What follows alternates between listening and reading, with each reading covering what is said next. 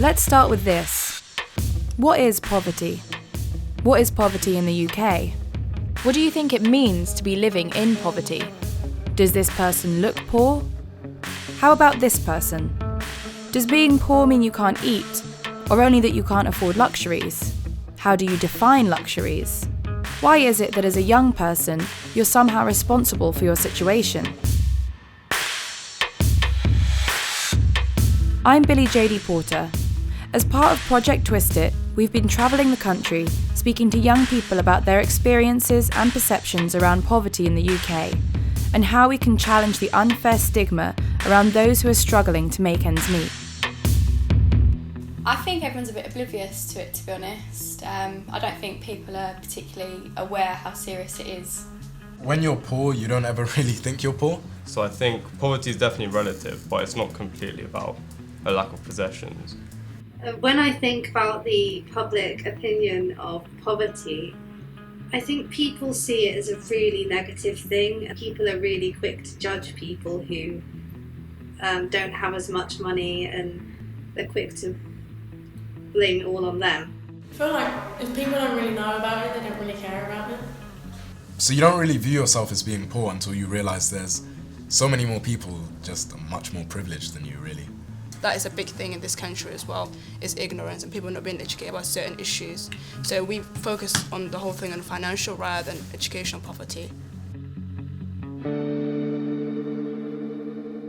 I'm in Folkestone today visiting an organisation called Imago, and they work a lot with young carers.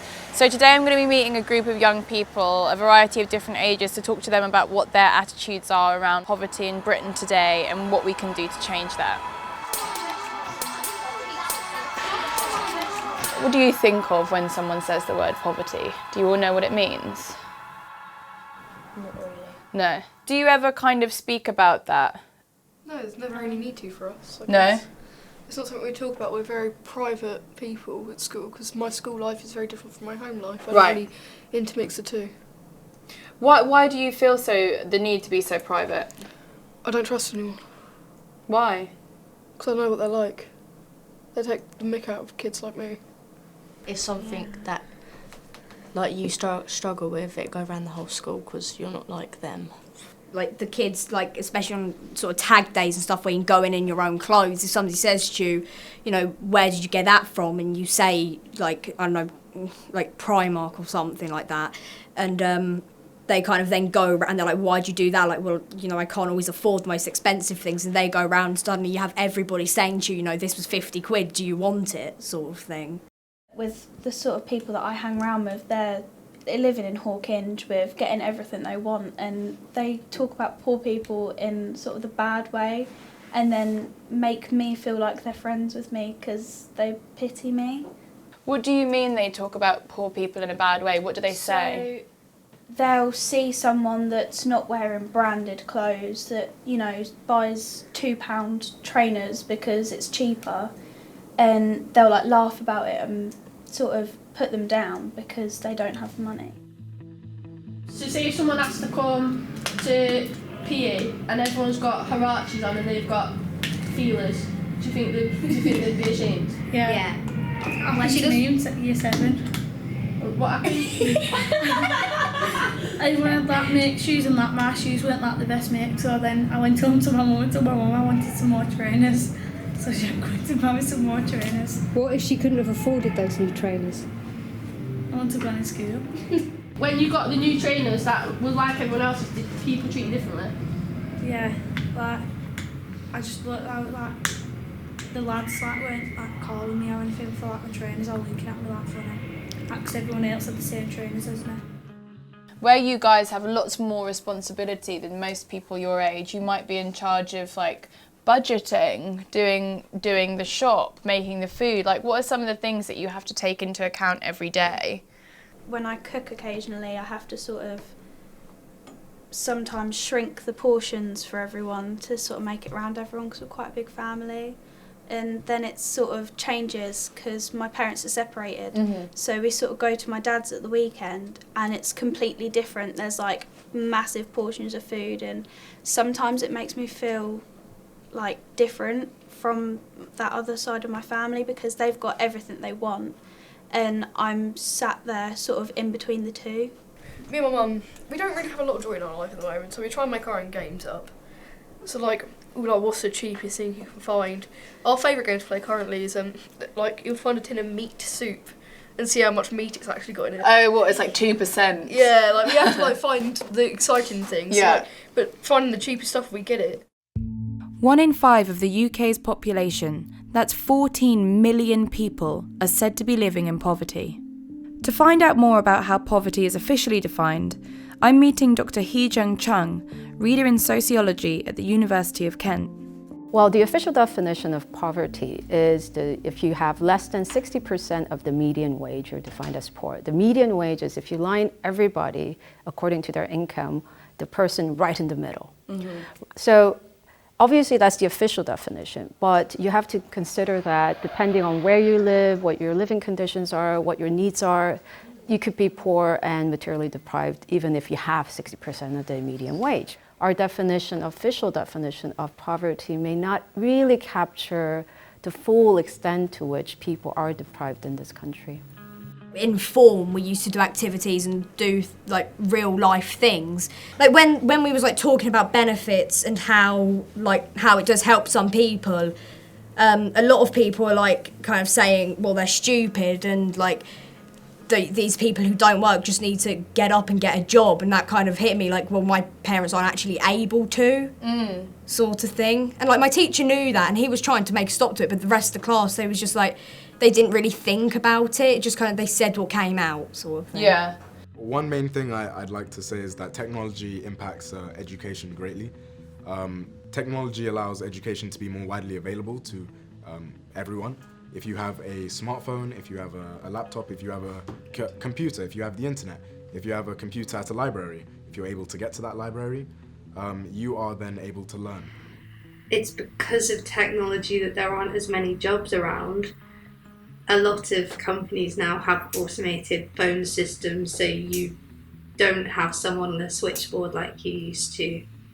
That was something that I thought maybe I would be able to do when I finished college, but there aren't really that many companies around that need that anymore. You see pictures on like social media of the Christmas tree with like mounds of presents or you know, they're getting the most expensive things possible, and then you look at your own and sort of see the difference and then wonder why you're not getting the same because you're like, you know, friends with them or you're like similar to them, and it's hard, you know, because we sort of learn to cherish what we've got, whereas other people cherish what they want. The recurring themes that kept on coming up in our sessions were young people's differing experiences at school and online. So what's happening? Nikki Varley is a youth worker at the UK's largest youth club, Wigan Youth Zone. She's also a musician, and this feeds into her work with young people. You know, a lot of the young people that we do work with that might be living sort of below the poverty line. I don't think necessarily they do identify as that. I think there's a lot of the idea of making do with what you've got, and we've got young people at the youth zone. You know, we sometimes wash their clothes, we'll be sorting the food out because we've not got any food for the tea from the parents. So there's definitely a lot of young people that would be put in that category, but I don't think they identify as that themselves, no. So is that your perception of poverty then? Yeah. Yeah, and damp walls, you have to live in a flat. Because you can't afford to buy a house. And your house is scruffy, and your clothes need wash. And you live in a rough area. Rough. It's like the opposite of good community. Like, proper posh community. Some people think that privilege is something that people that don't have better life just made it up, but it actually does exist, and it's an issue that we need to tackle in terms of privilege them and how people don't really know about it, and they just think, you know, I am where I am because of me, because of nothing else, and I haven't been given a head in life due to the fact that I've worked hard for it, but it's not always the case. The issue is that when you're in a place where your family's financially poor, that affects your education and affects your opportunities. And also, as Dominic's saying, in terms of mindset, a lot of the time, being in a financial situation, it means that you live in a certain area, and that area has certain opportunities, and it's all right and well to say, well, if you just believe in yourself and work hard enough, you can get out. And that is true, but your influence is dictated a lot by what you have around you. And if what you have modeled for you is a family that's been poor generation after generation and they've never achieved, then it is quite difficult for you to break out of that.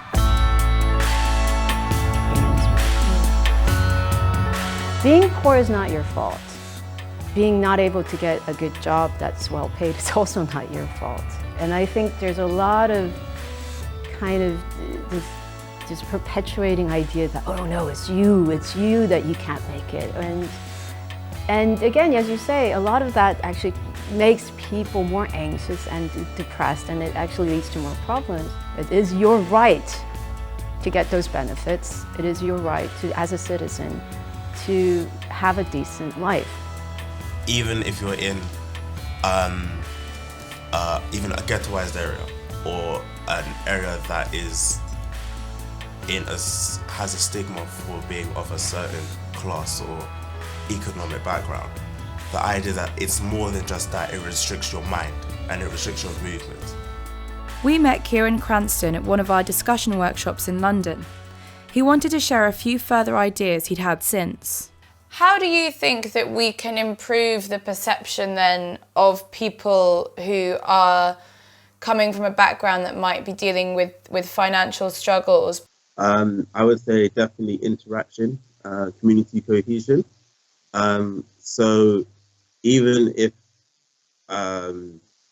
in schools, for example, they were to teach more the idea of home economics, so whether that's learning about money and budgeting, or even having sessions where you go out into the community and you meet people, or you get more involved with your local government and you start to get an understanding of how the system works and how you manage to benefit from the system, but also an idea of how others might not have the same privilege or the same experience.